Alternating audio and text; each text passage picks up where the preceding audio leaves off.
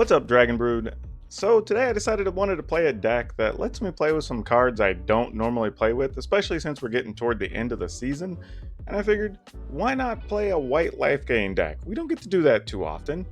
And I see it a lot, we run into it a lot, but I have no idea how good it can actually be.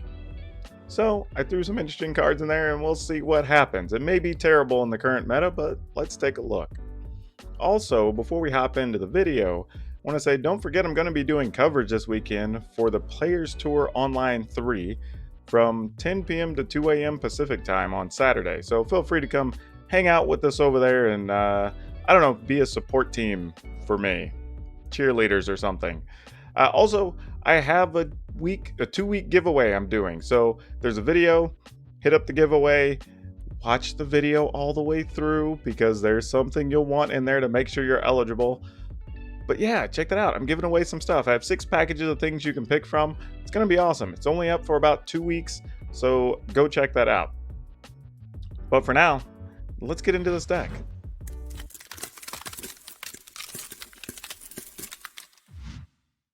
Alright, so we told you it's going to be a life gain deck, so no surprise on kind of what we're leading with here, but the 4 Affliate of Life's Bounty, it's a 1/1 lifelink, and it can actually protect a card, so that's pretty cool. We're going to play 3 Fight as 1. We don't have a ton of humans in this list, but we have just enough that can make it worth it, or if we can even just protect one big Pride Mate or something, sometimes that's just going to be our best bet. 4 Healer's Hawk, again, flying 1/1 lifelink. I'm sure we've all seen these before.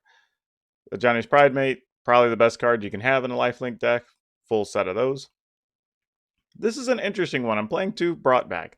I have no idea if this is any good, but living in a world full of lots of removal and board sweepers and everything else, it's a cheap way to get a couple of creatures back, so we'll see how this works out. Daxos, we're playing 3 of these. They do gain life every time a creature comes into play or dies, which is nice.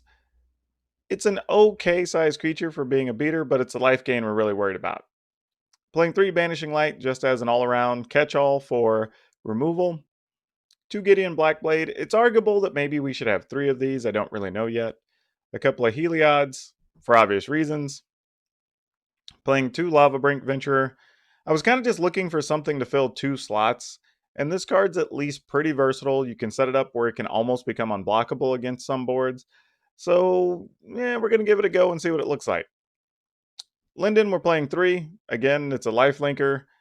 Well, not a life linker, but you gain life every time stuff attacks. It has vigilance, which is nice. If anything, I'm realizing this deck probably could be a nightmare for the mono red list, but we'll see. Johnny gains life, makes another Pride Mate. That's awesome. We're also trying Elspeth Sun's Nemesis, mostly because we can get extra creatures into play. If they sweep the board, it's a way to get another thing out that can produce tokens. Also, it's interesting because if we use it on the same turn we use a Brought Back, we could also just get Elspeth back and reset, and that could be kind of cool. Playing 4 Castle Ardenvale, playing 17 Plains, 2 Karn's Bastion, mostly because I want to be able to get extra counters on all these Planeswalkers.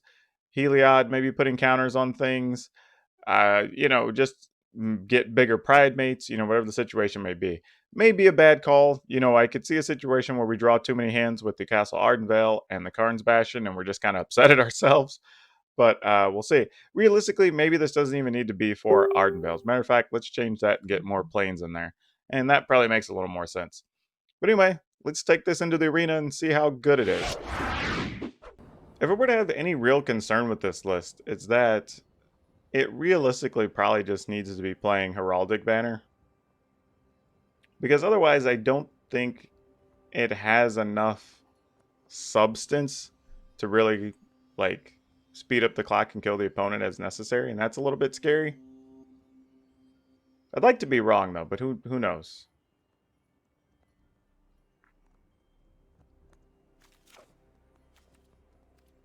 Yeah, we'll keep this and see if maybe we either draw 2 mana things or draw some land. Alright, that'll help a little bit.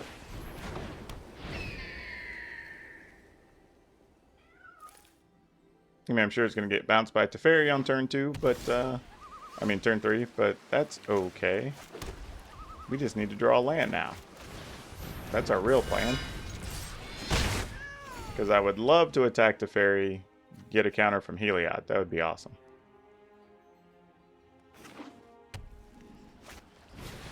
Alright, they're glass casketing our Daxos. Sure. Don't hate that. Oh, deck. Why? Why?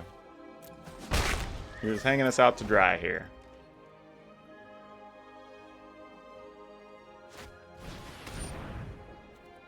Sure.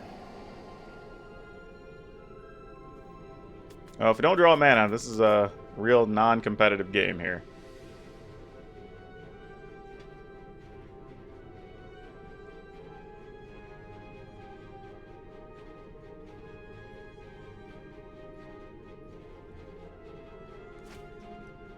Interesting that they took that, so I wonder what they're playing that they're so worried about protecting. I'm always curious. Sometimes the opponent taking certain cards has its own narrative as well. Ugh, this is the worst.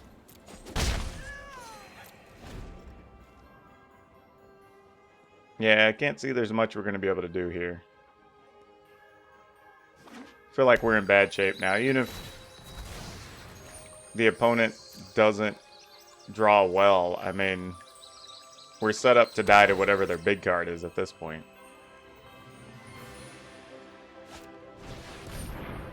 Sure.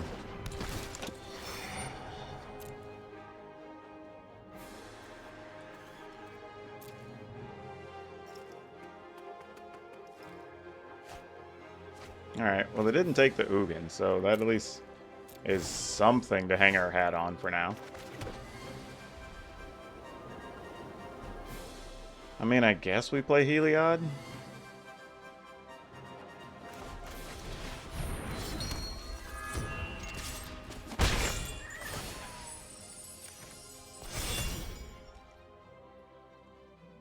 mean, I don't know how we're gonna get there. This is gonna take a hell of a plan, but we'll try to make it happen.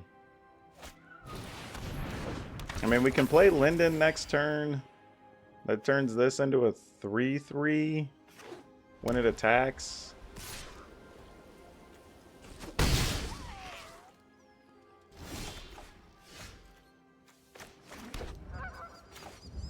That'll activate Heliod. Well, that's if they don't have a counter, though. Let's say if they have a counter, what happens? Yeah, I think we do that, because if we get a human that resolves, we do still have this fight as one, which is pretty nice.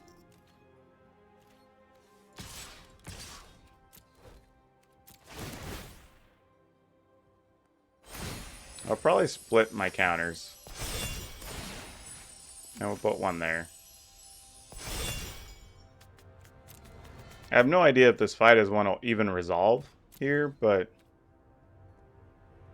a little suspicious that the opponent didn't block, because I would think if they had any type of sweeper, they would just block here and anticipate removing our board.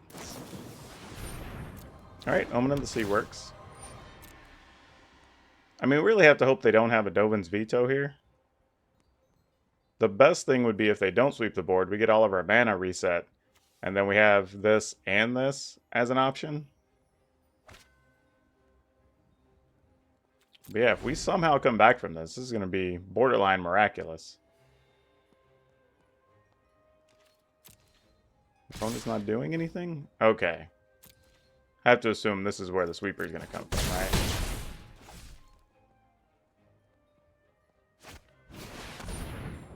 Oh, they're going to make a sacrifice 2 creatures. Man, I would have really loved to have had the brought back here. This is where not getting those land drops earlier matters. I do hope you make this battle exciting for me. Question is, do we sacrifice the Heliod? I mean, we have to sacrifice Heliod here. Because Linden at least lets us kill Liliana.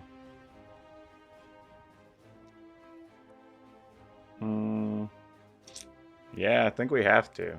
I think we're going to get rid of this. And Heliod.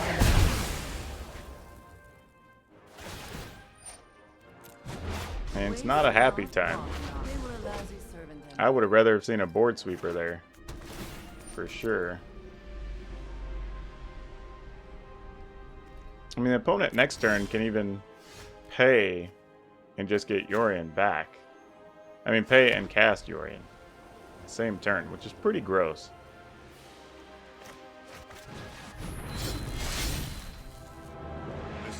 Though, you know, maybe playing Gideon wasn't the best here, because we could have actually played a Lava Brink Venture, let him blink Liliana, use Liliana, then brought back would have been cool. But, oh well. Live and learn. We'll give her lifelink. Why not? I mean, we're going to take out Liliana anyway, so I mean, it's not a big deal. Opponent's at 11 though, so it's arguable. I could have just went for it, but I think leaving the Liliana on the table opens the door for too much stuff to happen. Especially when the opponent has 6 cards drawing into their 7th card. Though it's very tempting to attack the opponent down to 7 there, when you're holding a fight as 1.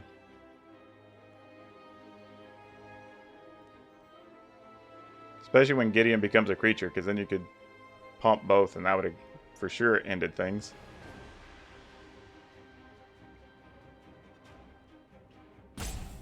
But we'll see. I don't know what the opponent's up to here. This is very interesting.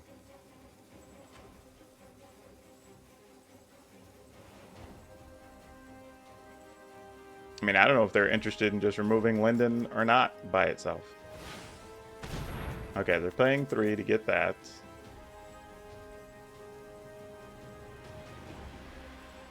I mean, are they going to remove Glass Casket and take Linden instead? I mean, I could see that being a thing.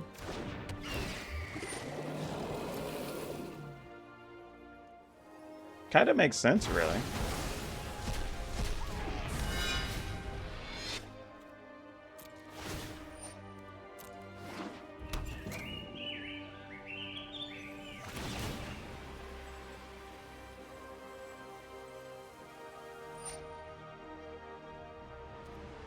Alright, resolve. I couldn't give it... I guess if I was playing some type of thing that gives it protection from a color, that would have been nice. But that's not the world we're in.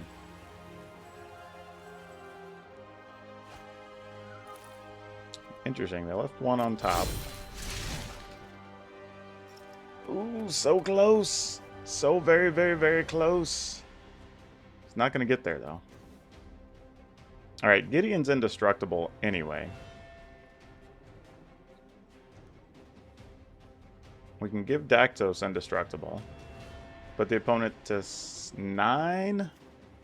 And we could leave both of these up, which is pretty cool. And we could play the Alseid, actually, as bonus action. So yeah, why don't we do that?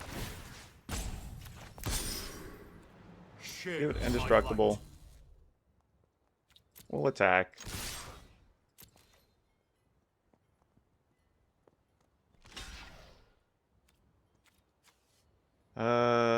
Do we want to do this and just kill the Yorion? I think the answer is yes.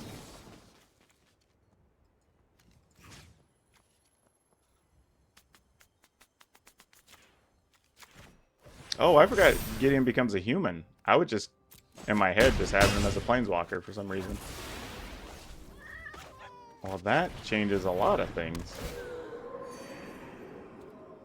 Alright, I'm going to leave this brought back up just in case.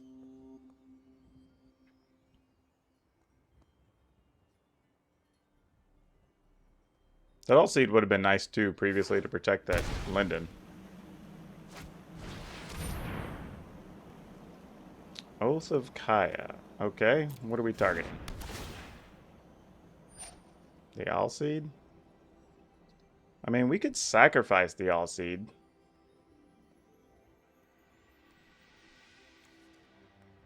So the opponent doesn't gain life.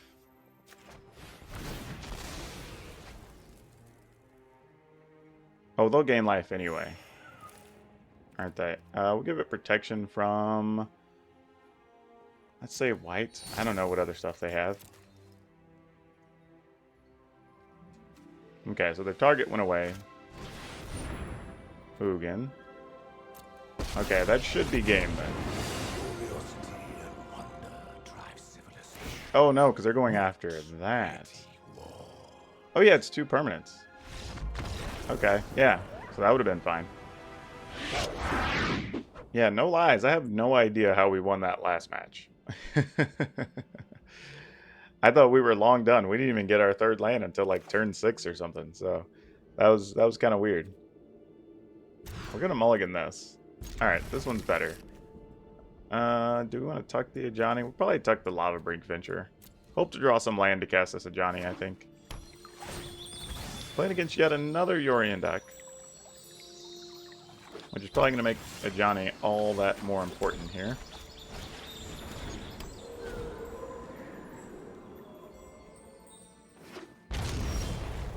Alright, well we met the first half of the goal. Now we need another land. Good news is, if they get Teferi and bounce, we can at least attack Teferi. That's one of the best things about having a creature on 1 and 2, is that you care less about Teferi, really. Alright, unfortunately, on this coming turn, we can't actually play this Linden, because we want to be able to use our Fight as One on our Pridemate. So we kind of have to let it ride here. Teferi is okay, I think. Sorry, I'm late. I say we go ahead and just protect. What colors does this make? Blue, black, green? Alright, that's protection from blue. In case they had something. I mean, I have no idea if they did or not, honestly. Here we will play Linden. We're going to go attack Teferi. And then we're going to hope that protecting things here does what we need it to do.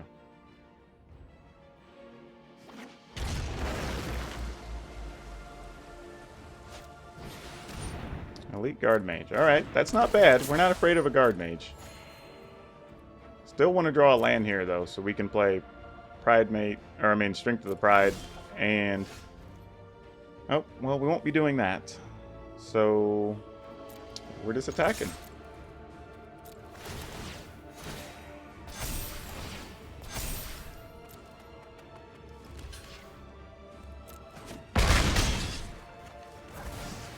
Alright, I'm willing to throw a Healer's Hawk out there. Fight as One lets us protect our 2 big monsters. So we like that. And that's already 10 damage, which would be becoming 12 damage. Well, this is a little suspicious. Alright, well, what are we doing here? I mean, if they just throw some type of, like, Flash Wolf out there, yeah, I'm fine just letting Linden die, probably. Well, no, we probably still need to kill the wolf. Opponent would be taking 12 here.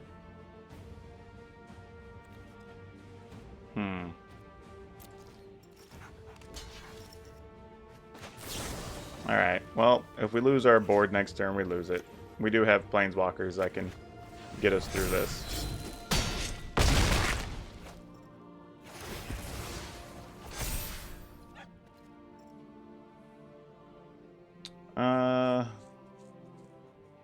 These kind of get it done at this point, so yeah. Alright, this hand's actually pretty normal, so we'll keep this. Kind of lines up with what we want to be doing. Opponent's playing Giganta, though. There's only a couple of decks that go this route. We shall see. I mean, and you know, and in some cases, even when it's not like the core theme to your deck, it's still kind of fine to play a companion because it's still just an extra card. So, like, if you don't have to adjust your deck list much, it seems fine to still have access to a free creature. Or if you can swap, like, 1 card in the deck, 4 copies of something to fit the theme, then, you know, maybe it's still worth doing. Alright, we're going to set this Pridemate up to die, probably, but we'll see. It at least can't be Heartless acted now, which is nice. Trailer Crumbs. Okay, so this is what we're doing. And they're playing Giganta. Alright. Well, the good news is, if they're doing that, there's a good shot they're not playing a bunch of sweepers, so I'm willing to gamble.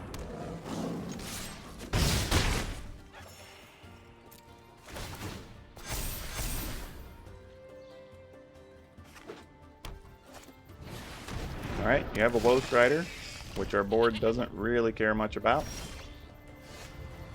Ooh, Linden's nice. Linden's real nice.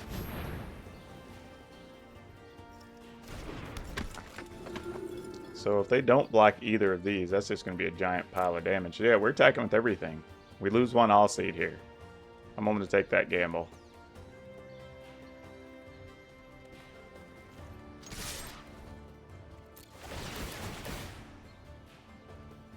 I mean, if they don't block the Pride Mates, they're just dead.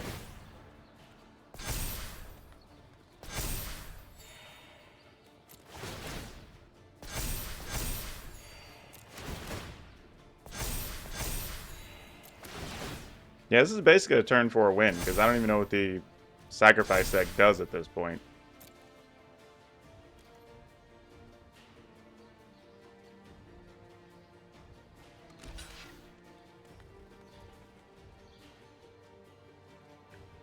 I mean, sure, you can block an all seed if you want. Like, that's still 8 damage, and I'm okay with that.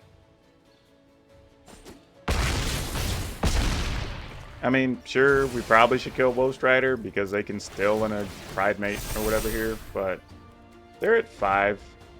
If they steal our things and then they sacrifice them, like, I'm willing to take that gamble because we can still just get rid of an all seed to protect the Pride Mate from being stolen.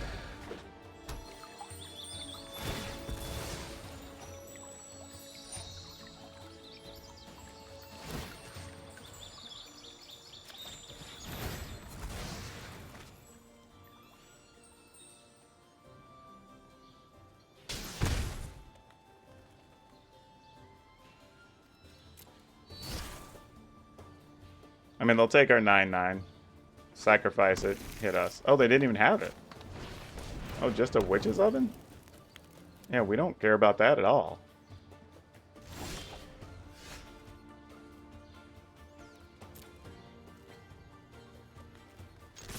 Yeah, because you've got to block the Pride Mates here.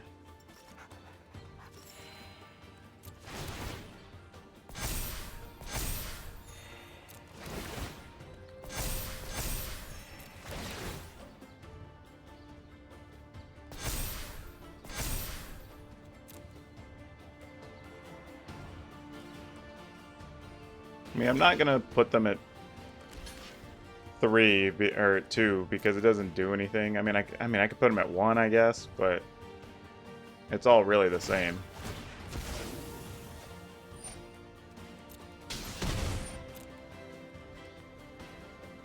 Oh, actually, I goofed up. We could have played Elspeth first and just used her +2/+1 ability. That would have won the game on the spot. I wasn't even thinking. I was so concentrated on making tokens. Yeah, that's a big mistake.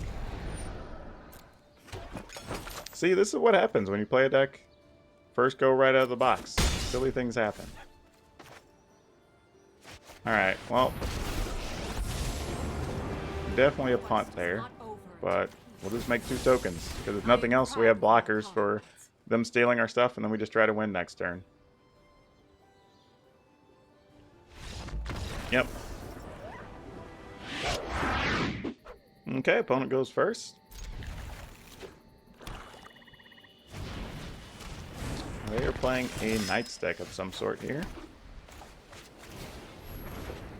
Let's see how many kill cards they're playing. Oh, nope. This is just mono black. Let me get rid of this, actually. Because it's possible this Ajani could be important. Opponent opted not to trade there, which is rather interesting.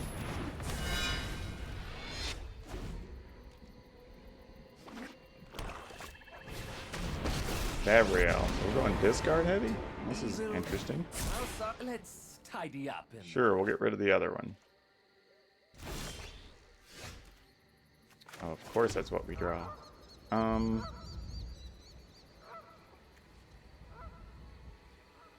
Question is, do we just attack both of these at Davriel? Protect whatever gets blocked by the Foulmire Knight? Maybe that's correct.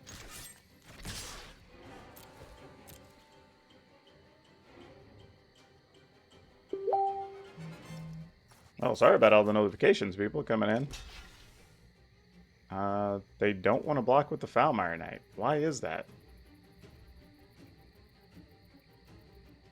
Do they just have another Davriel that they want to play? Alright, we'll just let that happen. I don't really see a reason to worry about it otherwise.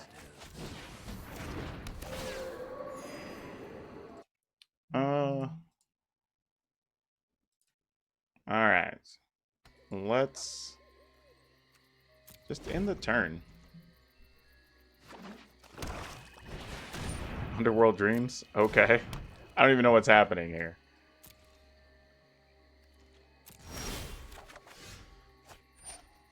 Awesome. I lose a life. Sounds great.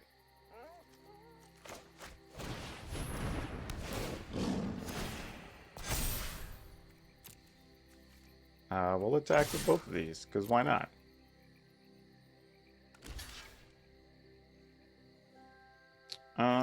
You know what? I'm going to let that happen. I feel more confident protecting this Pride Mate, so I don't want to waste this. This is just more options at this point. And we're not worried about the life loss to the Underworld Dreams, because we have life gain stuff.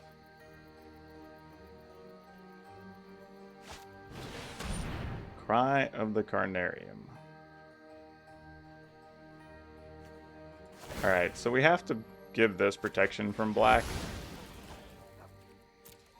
Just in case they have like a dead weight or something else they want to put on it. It limits that silliness from happening.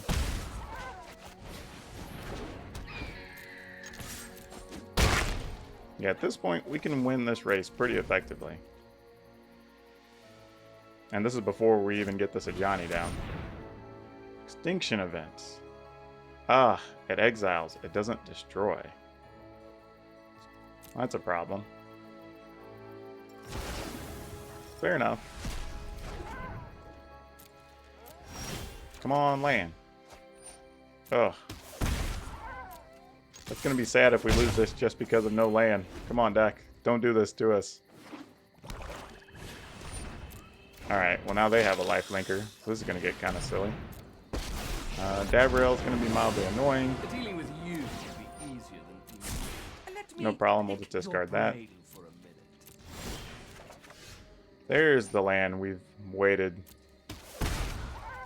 4 turns for? 3 turns for. Yeah, we're going to do this. Opponent's hand's empty, so even if we just make a 2-2, they're not going to be able to kill our Planeswalker. Oh, crap. I did that wrong. I should have done this first. I could have made a 3-3 out of this. Not that it matters. Their dude has Death Touch. It's not like we're going to block it. Leave my Planeswalker alone. Johnny did nothing to you, opponent. He's already lost an eye. Alright, no block. I mean, I will hold them off. Having the cats more important.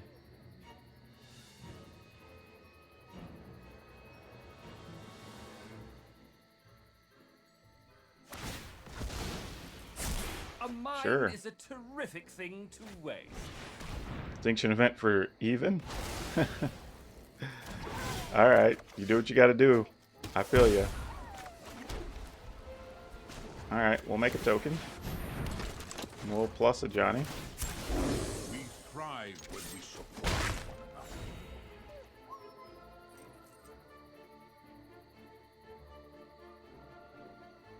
So for now, we can outpace the opponent.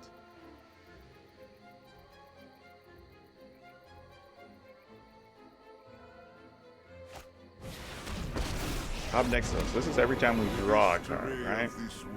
Yeah, we draw a card, we take a damage. So it's just a walking underworld dreams. But whenever they kill one of our things, we get to gain life. No big deal. Heliod's gonna balance us out a little bit here.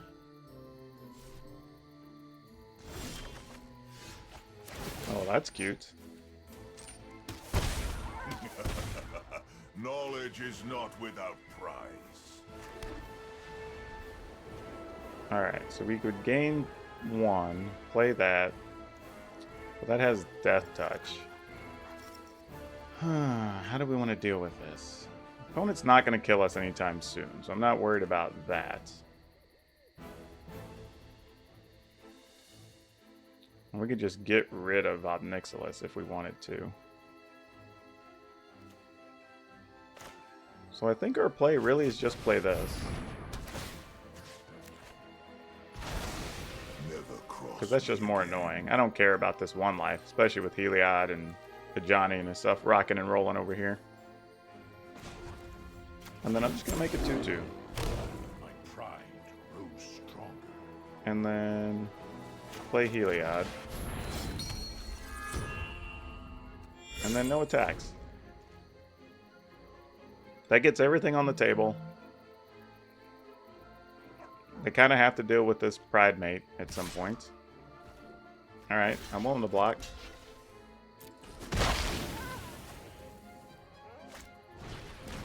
Ah, of course. That's what we drew. Fair.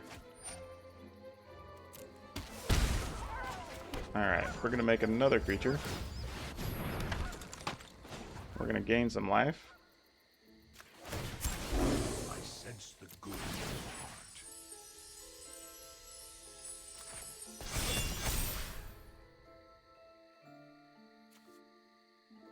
And we're just going to pass.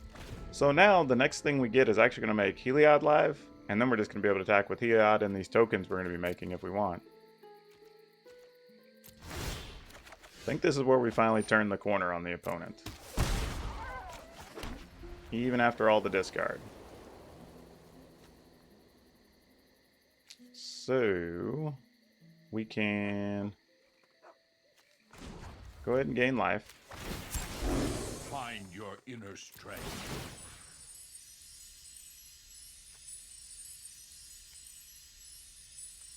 Yeah, we'll just put it on here. Though, you know, we could get to 35 life pretty easily. I guess I messed up. I should have made another token there. Give that lifelink. We'll attack.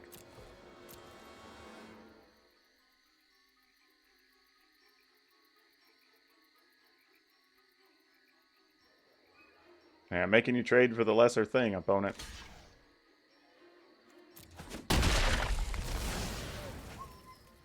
Alright. Pride Mate gets juiced up. In the turn.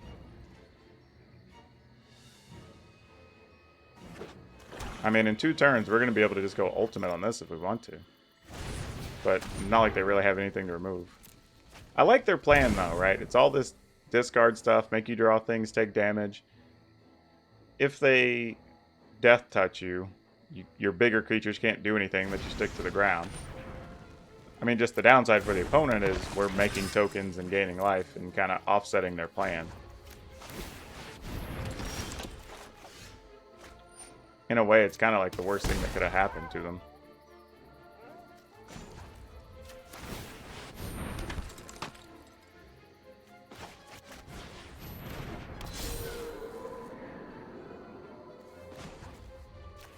Game life. We thrive when we support one another. Put a counter here. Yeah, I was gonna say, now it's just gonna get bad.